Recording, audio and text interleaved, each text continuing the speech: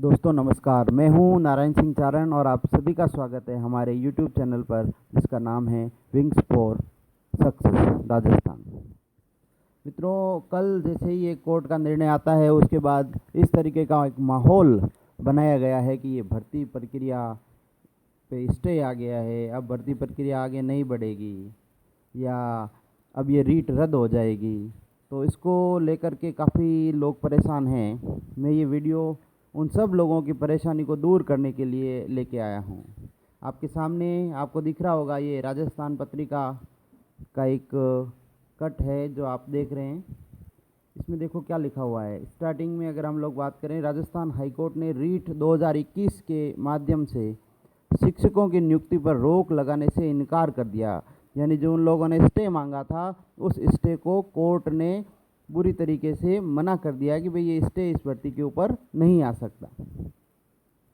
लेकिन इनको याचिका के निर्णय के अधीन रखने का आदेश दिया है।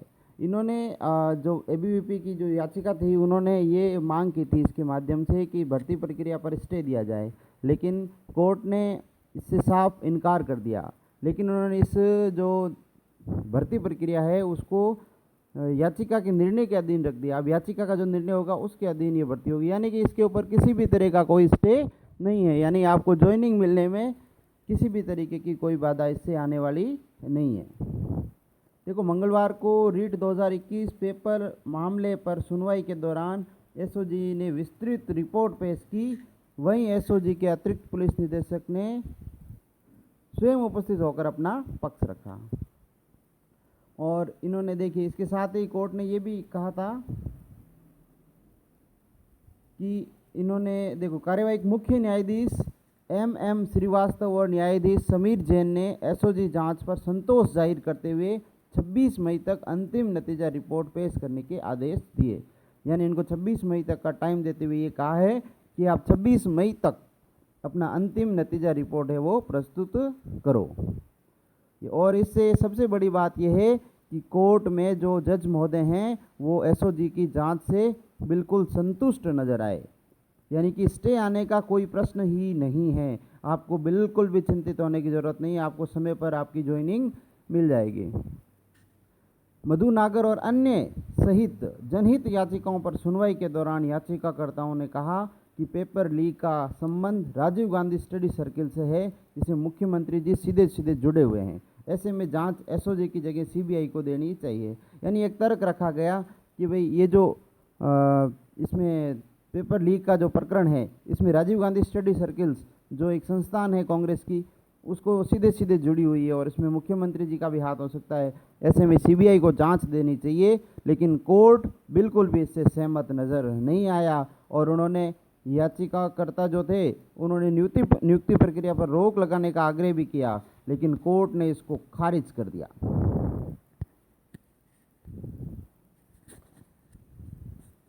अब देखो इसमें क्या लिखा हुआ, साक्ष्य होने पर सीएम और डिप्टी सीएम को भी दिए नोटिस। कोर्ट ने मौजूद एसओजी के अतिरिक्त पुलिस महानिदेशक अशोक राठौड़ ने कहा कि साक्ष्यों के आधार पर जांच हो रही है और जिसमें ऐसे कोई साक्ष्य नहीं मिले। उन्होंने कहा है आरोप कैसे भी हो, साक्ष्य के आधार पर ही पड़ताल होगी। यानी आप आरोप तो किसी के ऊपर भी लगा सकते हो, लेकिन क्या आपके पास उसका प्रूफ है, ये इंपॉर्टेंट है। तो प्रूफ उनके पास कुछ भी नहीं है। पूर्व में हमने साक्ष्य के आधार पर ही एक मामले में मुख्यमंत्री और तत्कालीन उप मुख्यमंत्री को भी नोटिस जारी कर दिए थे। यानी एसओजी बोल रही है कि हमारे ऊपर किसी भी प्रकार का कोई दबाव नहीं है और हम लोग अच्छे तरीके से कार्य कर रहे हैं, जहां जिसकी गलती होगी उसको नोटिस मिलेगा।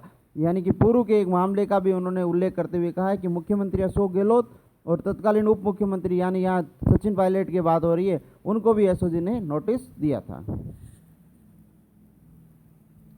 अब देखो आगे बढ़ते हैं। ये यहाँ पूरा क्लियर किया इन्होंने कि क्या है ये मामला। मधु नागर और अन्य सहित जनहित याचिकाओं में ये कहा कि 2021 में जो रीट हुई उसमें बड़े पैमाने पर अनियमितताएं और भ्रष्टाचार हुआ है, इसलिए परीक्षा को रद्द कर दिया जाए और सीबीआई से इसकी जांच कराई जाए। लेकिन राज्य सरकार जो थी वो एसओजी से ही जांच करवा रही थी। और उन्होंने ये भी कहा कि भाई पेपर शिक्षा संकुल से चोरी हुआ था और उसमें करोड़ों रुपए में बेचा गया, ऐसे में भर्ती प्रक्रिया रद्द करना चाहिए। मामले की जांच पूरी नहीं हो तब तक नियुक्ति प्रक्रिया पर रोक लगे। लेकिन इसके जवाब में राज्य सरकार ने कहा कि रीट लेवल 2 की परीक्षा को राज्य सरकार ने रद्द कर दिया है और इस चुनौती देने वाली याचिका सारहीन हो गई है। यानी कि आपने जो ये याचिका लगाई है वो सारहीन है, क्योंकि लेवल 2 का जो है मामला था ये, और इसकी परीक्षा पहले ही रद्द की जा चुकी है। लेकिन फिर भी कोर्ट ने ये कहा है कि इस प्रक्रिया में जांच की जाए, इस भर्ती पे जांच की जाए, और ये जो भर्ती प्रक्रिया है उसको याचिका के अधीन रखा जाए। यानी कि जो सही व्यक्ति है, जिसने मेहनत करके अंक प्राप्त किए हैं, उसको डरने की कतई ज़रूरत नहीं है। अब भर्ती प्रक्रिया पर ना तो स्टे आएगा और ना ही आपकी ज्वाइनिंग कभी भी रोकी जाएगी। तो आप इससे बिल्कुल भी निश्चिंत होकर रह सकते हैं। अब बात करते हैं जिला आवंटन अभी तक क्यों नहीं हो रहा। तो जिला आवंटन का काम लगभग पूर्ण हो चुका था पहले ही और होने ही वाला था, लेकिन एक ऐसा मैटर आपको पता है मीडियाबाजी हो गई, जिसकी वजह से एक बार फिर से लिस्ट को जांच करने के लिए बोला गया है। यानी ये तो अच्छी बात है, देखो अगर कोई गलत है तो वो बाहर होना चाहिए, और इसके लिए समय लगे तो भी हमें मंजूर करना चाहिए, कोई दिक्कत नहीं है, 2 दिन बाद आ जाएगी। लेकिन कोई भी ऐसे व्यक्ति का सिलेक्शन नहीं होना चाहिए जो गलत व्यक्ति हो, जिसने गलत डेटा एंटर करे हो या फिर किसी भी तरीके की चीटिंग की हो। ऐसा व्यक्ति बाहर होना चाहिए। यानी जिला आवंटन जो है वो भी आपको जल्दी हो जाएगा और इस भर्ती प्रक्रिया पर किसी भी प्रकार की कोई स्टे नहीं है, तो आपको डरने की कतई ज़रूरत नहीं है। आप सब इस चैनल के साथ जुड़े, इसलिए बहुत बहुत आभार आपका। इस चैनल को ज़्यादा से ज़्यादा शेयर करें, चैनल को सब्सक्राइब करें और ऐसी ही पॉजिटिव न्यूज़ के लिए हमारे चैनल के साथ जुड़े रहें। आज के लिए बस इतना ही। जय हिंद, जय भारत, वंदे मातरम।